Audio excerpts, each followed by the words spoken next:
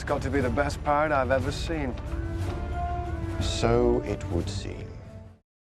Hello Internet, welcome to History, the channel that rides the waves to explore the unknown lands of Terra Subscribius. In today's video, we will step away from our usual weekly theories and discuss the impact the Europeans had on the Aboriginals, taking notes of the events that occurred, key persons, relationships, and ideas towards the land, and many more. To begin, we need to know how and what happened way back when. You see, the first fleet touched down at Australia on the 18th of January 1788, after an 8-month-long journey. The thing is, during 1770, Captain Cook had his first journey to Australia. He also met a few Aboriginals, sparking conflict. They arrived due to the false premise that Australia was abandoned, or terra nullius, which is the Latin phrase for land belonging to no one, which would mean that Captain Cook hadn't informed anyone about the Aboriginals. They were going to use the uninhabited land as a convict settlement, which was going to be located on the east coast of Australia, the area that would later be known as Botany Bay. When the Europeans arrived, 2 Aboriginals found a large array of ships. Feeling threatened as they had never seen boats of this stature, one of them threw a rock. This caused Arthur Phillip to order his men to shoot, injuring the oldest one in the foot. The other Aboriginal retreated, causing those a part of the first fleet to think he had ran away. The other returned, however, with a lance and a shield. He threw it at the ship, missing, causing the Europeans on board to return fire. Conflict ceased as Governor Arthur Phillip instructed them to treat the Aboriginals kindly. After peace was found, they began making permanent settlements and farms, as well as clearing out bushland and trees, and hunting animals such as chickens. This reignited the fire of conflict as the Aboriginals noticed they were hunting animals to a scarce amount, as well as making kangaroos leave and run away. It was at this time they also spread many diseases and viruses, such as smallpox and influenza. These affected the indigenous people significantly due to their bodies not being accustomed and adapted to survive against the diseases, as well as being significantly less developed in the medicinal area. Many indigenous Australians suffered, and many died because of the diseases brought by the First Fleet. 90% of Aboriginals in the area of Sydney were killed due to the diseases, not counting the accidental killings of planned hunting parties.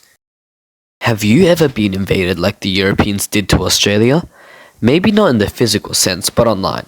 Don't you hate those pesky hackers stealing your information? Well, with Wave Riding Fish VPN, you have nothing to worry about. Wave Riding Fish gives you access to free antivirus, as well as a collection of privacy features that can stop those like the Europeans from stealing your information.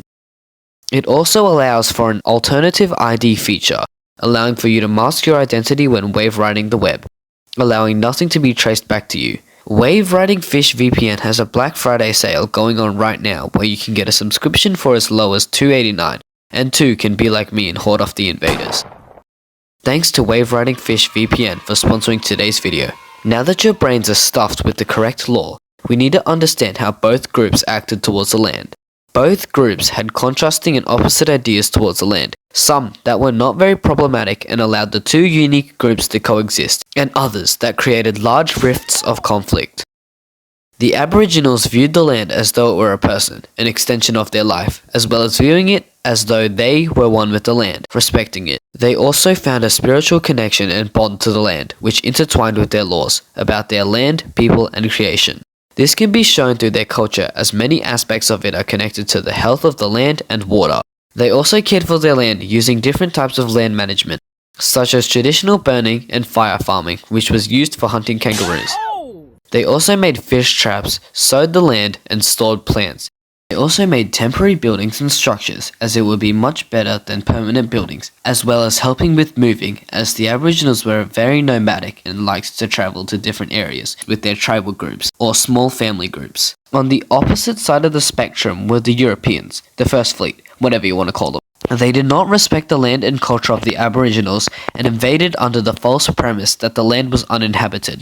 They believed that they fixed the Aboriginals by placing them under their sovereignty and their laws. They cut down bushland and mass-produced crops, as well as hunting animals to near extinction. On top of that, they built many permanent settlements, which reduced more area in comparison to the temporary settlements that were made by the Aboriginals. One thing, or should I say the person that brought the two groups together, was Bennelong. He was born in the area of Port Jackson during the year of 1764 and lived to be 49 years old. He was a senior man of the Aboriginal Australian people known as the Eora. In the year 1789, at the age of around 25, it was ordered that Bennelong was to be brought to Sydney Cove by the governor, Arthur Phillip, who was under the orders of King George III, to gain relationships with the indigenous people.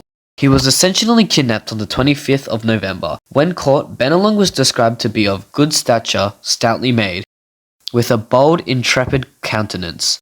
Bennelong stayed with the Europeans for about 2 years and 10 months. 18 of those months were estimated to be spent on board ships that were either at sea or docked. After living with the Europeans, Bennelong gained a sort of friendship with the governor, as well as being present when the governor was speared at Manly during the year 1790. Due to this unusual friendship, the governor arranged for a hut to be built for Bennelong, being known as Bennelong Point, which would eventually be the area on which the Sydney Opera House would be built. He was very significant between the Aboriginals and the Europeans, as he allowed for communication between the groups, allowing for conflicts to be simmered down, and eventually many problems were ceased due to him. In case you somehow haven't been paying attention due to your brain rotting TikTok Subway Surfers mind, then I'll sum it up for you. The first fleet arrived at Australia during 1788 after an 18-month journey. They were told it was uninhabited, or terra nullius. Turns out it wasn't, but it didn't matter to them. The Europeans set up their convict settlement in Botany Bay. Many conflicts surfaced due to the Europeans exploiting the land. The Europeans brought diseases with them, killing many Aboriginals. Both of the groups had many different ideals when it came to the land. The Aboriginals respected it as they viewed the land as one of them, whereas the Europeans did not care and stripped it of all its resources. Many of the conflicts caused by the Europeans were eventually buried, as Bennelong, an Aboriginal man, acted as a translator or communicator between them. Many of the actions caused by the Europeans have shaped why and how Australia turned out how it is today. Colonization affected the Aboriginals by reducing the land they lived on, as well as splitting and removing people from their families. Next time you see, maybe, Aboriginal cave art, or an untouched shelter, or even an Aboriginal person, I want you to think about what their ancestors had to endure. As always, thanks for watching, and thank you for Wave Riding Fish for sponsoring today's video.